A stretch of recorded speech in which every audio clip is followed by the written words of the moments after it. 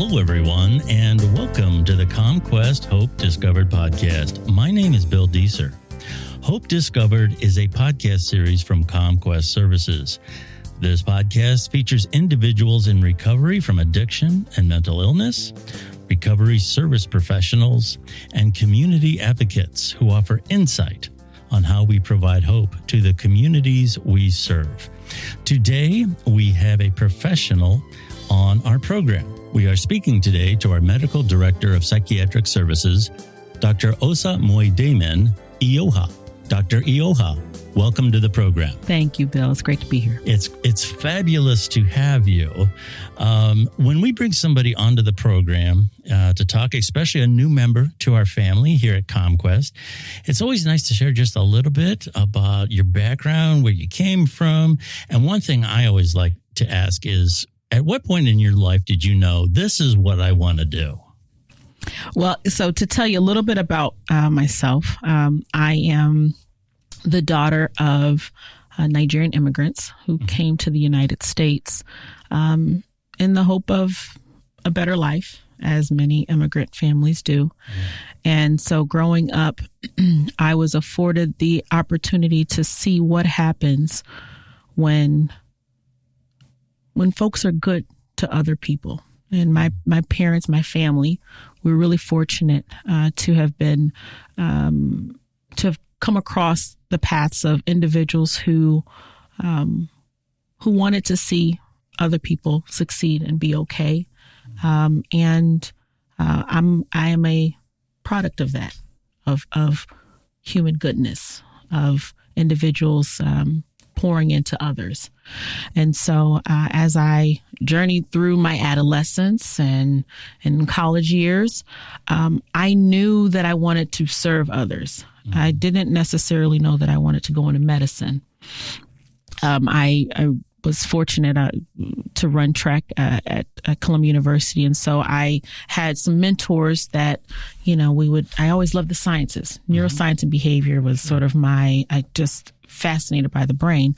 And I had individuals who sort of introduced me to the world of medicine. And I always thought I was going to be a family medicine doctor, primarily because I loved talking to people, having long-term relationships with individuals. And I envisioned myself as a provider that would be able to take care of entire families for generations. I mean, there was something beautiful about, the human condition and being able to just see individuals live and thrive. And I just wanted to be a part of that process. And I saw, medicine as an opportunity to do that, particularly family medicine.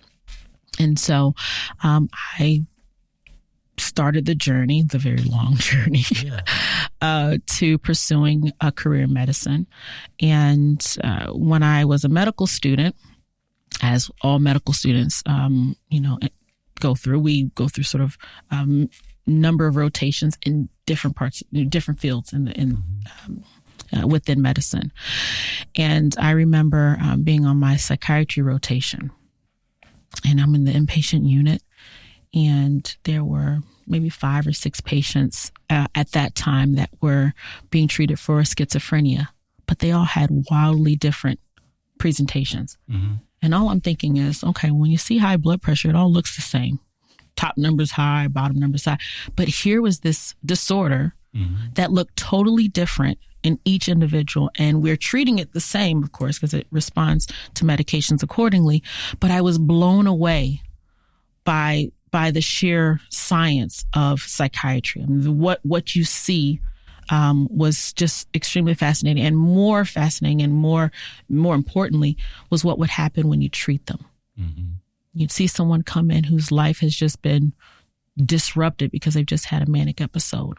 They've spent all their money. They've lost all their relationships. They've lost their jobs. And then we treat them. And this person is talking to you. And their thoughts are clear. And they're making plans. And their families are coming onto the unit to see them. And I was just like, I got to be a part of this. I have to be a part of this. Wow. That's an excellent journey. That's absolutely fascinating, actually. In regard to your professional background at this point, tell us a little bit about your experience in the field. Yeah, so I after medical school, I trained at the Cleveland Clinic and was under the best direction that one can have as a student in this field. And when I finished my formal training, I returned to Michigan. And I've really been in the community mental health space ever since, working primarily with individuals in underserved communities in the Metro Detroit area with co-occurring disorders, while also taking care of folks in inpatient units in northern Michigan. And so I've sort of done a lot of different things throughout my career up until this point, but most of it focused in the community mental health space. Interesting. Now, this some people might describe as the $100,000 question. Remember that show? Yeah. What brought you to CommQuest? Oh my goodness, Bill! You wouldn't even imagine it. As I'm saying this, I know if the leadership team is listening, because I told them the same thing. I'm like, I had not planned CommQuest in my journey as I was sort of seeing what was going to be next. So I, again, been in the community mental health space for years now. And I came to a point where I knew that I wanted to move into a time in my sort of professional journey, as well as my life journey, where the work that I was doing was going to have some exponential effect. So direct patient care is amazing. I love what I do with my patients on a daily basis. But I've also loved what I've been able to do in terms of advocacy at the state and national level. And so being able to move into a position or, again, an arena that would allow me to not only take good care of patients on an individual level, but what can I do to make sure I'm empowering others who take care of patients, okay? And so I, was sort of just, learning about different opportunities. But again, I was doing something in private practice. I've, growing my family, doing all these things. And then I kind of came across CommQuest. And here is this organization that shares my ethos. Okay. My first priority as a medical professional is to make sure that I'm taking care of patients and that I instill hope into them. Because with hope, their families can believe and know that they are empowered to help their family member to get better. My patient may have a lot of different things that they're struggling with, but they know that with the right resources, I can get from point A to point B. It might take me a little longer. I might have to go a different way. I might have to go, but we can get there. And so to then see an organization that is just as patient-centered as I feel that I am, that is driven by, sort of more than the bottom line, if you will. Sure. It meant something to me. Absolutely. And that's one of the things about our mission. We are a nonprofit, and we have 3 pillars, being addiction recovery, mental health, and social outreach. So we have a lot of partners in the community. There's a lot of other nonprofits that we deal with. And we also rely on the support of the general community here in terms of whether it be grants, and sometimes things come up for a vote that impact us here. So being that we are so much a part of the community and we are dependent on the community in a lot of ways, what would you like the community to know about your approach to psychiatric care? First and foremost, that it should be accessible. It should be accessible. And wherever a person is in their own emotional health journey, we should be able to meet them where they're at. It should be with compassion. And that's the approach that I have taken sort of on an individual level. But the question is, well, how does that translate, at the community level? Well, outreach is a big part of it. Awareness is a major part of it. How do I empower?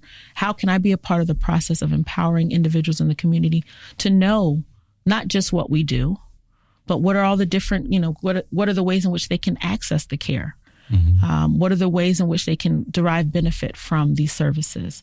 And so the education bit is really important. And so, I hope to bring much more than just, we're here and we provide, it's not just medication. It's counseling services. It's peer support services. It's social outreach. It's you name it. We're here to support one's life betterment. Yes. In all aspects of it. So you touch just somewhat on the next question, which was going to be the relationship with medication and treatment being counseling and other things. A lot of times when people are considering or about to begin treatment, the first thing, they're going to get me on pills. Mm-hmm. Can you talk a little bit about that approach? Yeah. No, it's a point that I think has unfortunately deterred a lot of folks from seeking psychiatric services. People hear the word psychiatrist and they a lot of folks will run the other way. And the truth is we do much more than medication. It's that the mind, because I'm so fascinated by the brain, I sometimes get offended when I feel like people are deducing the brain to just responding to a pill. Yeah. No. It's far more complex than that. We are individuals of sophisticated brain functioning. And so when we talk about what we do in the field, it's not just medication. It is counseling. So talk therapy, having individuals that you talk with to build your coping strategies, to help in crisis intervention, to help you tolerate distressful and uncomfortable emotions, to help you to relate to people better. Okay. Yes. So that's another big piece of it. Mm-hmm. But there's also peer support. So we have individuals who are able to, meet you in the community. And if we're in a crisis, they can get you linked to the person that you need in order to get you better, whether be it medication or your counselor or, if it's to get substance use treatment, we have that all embedded in psychiatric services. So it's the relationship it's all inclusive. Mm-hmm. These are not independent entities. They all work together to help the person. Sure. One of the things that you kind of touched on there was the knee-jerk reaction, I would call it, to psychiatry. A lot of times that we get. And that kind of feeds into, and here again, you and I talked about this earlier, a lot of times when it comes to treatment, the stigma of, I don't want people to know that there's something wrong with me. And a lot of times this can cause people to not seek treatment when they need it the most. How do you address that?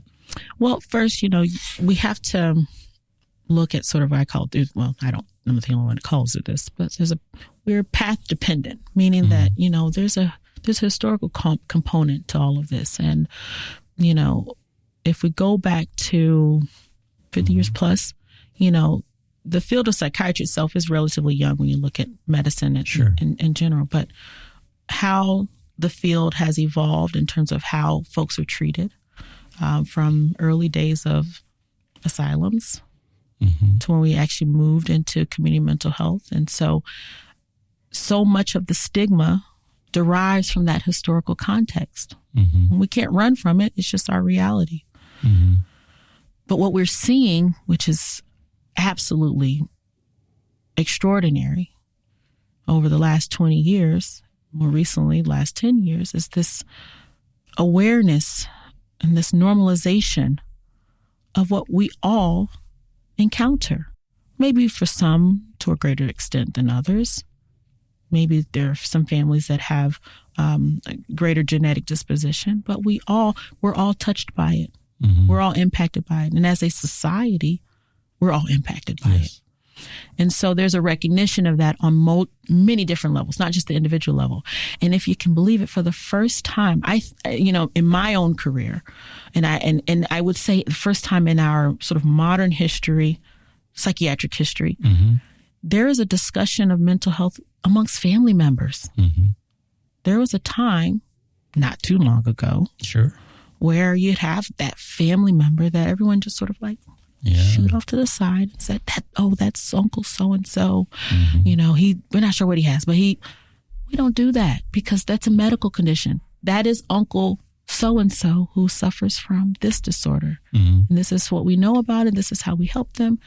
And now family members are involved in a person's care. Family members are talking about it amongst themselves. we are seeing public figures and those that are highly visible, to communities across the nation saying, hey, I suffer from this too. Yes. And guess what? I see a psychiatrist.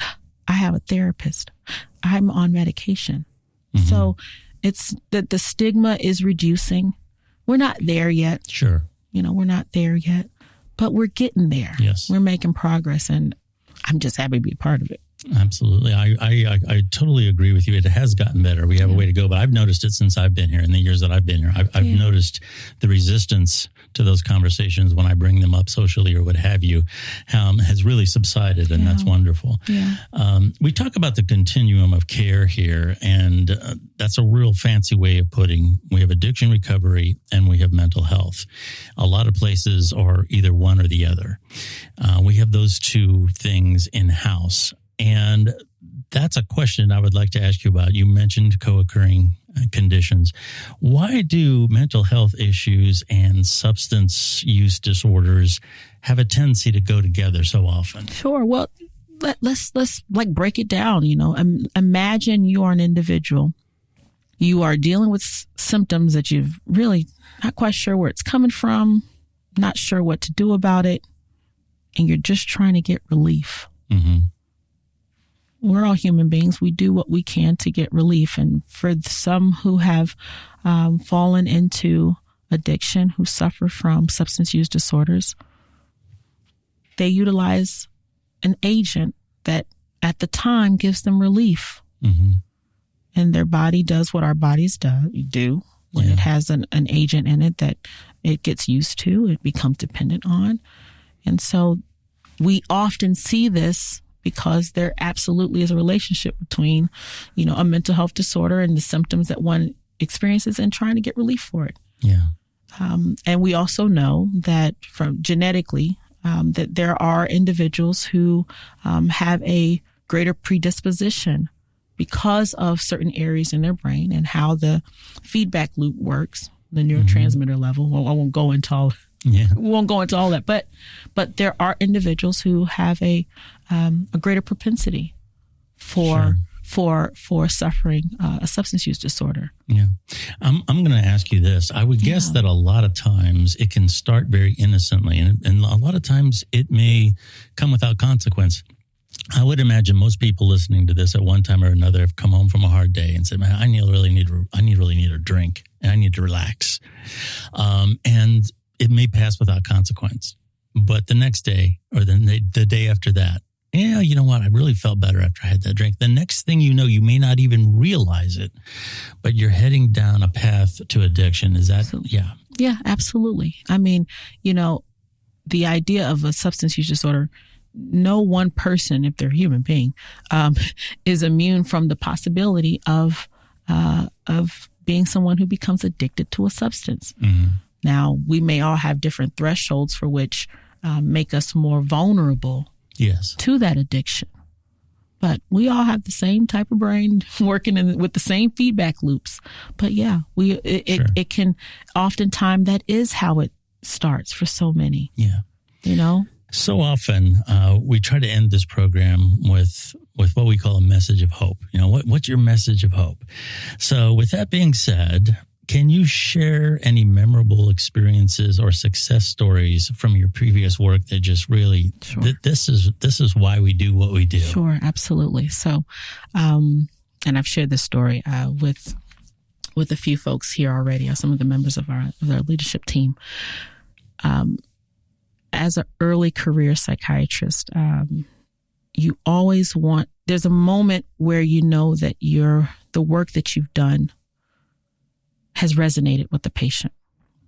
And I had a gentleman years ago came into my office, big, tall guy, with, just strong, and walked through and shoulders were wide. And, he walked in and he was coming in for an initial evaluation, didn't want to be there, wasn't sure why he was there. It was his first time, again, despite all that he had experienced throughout his life, it was his first time encountering psychiatric services.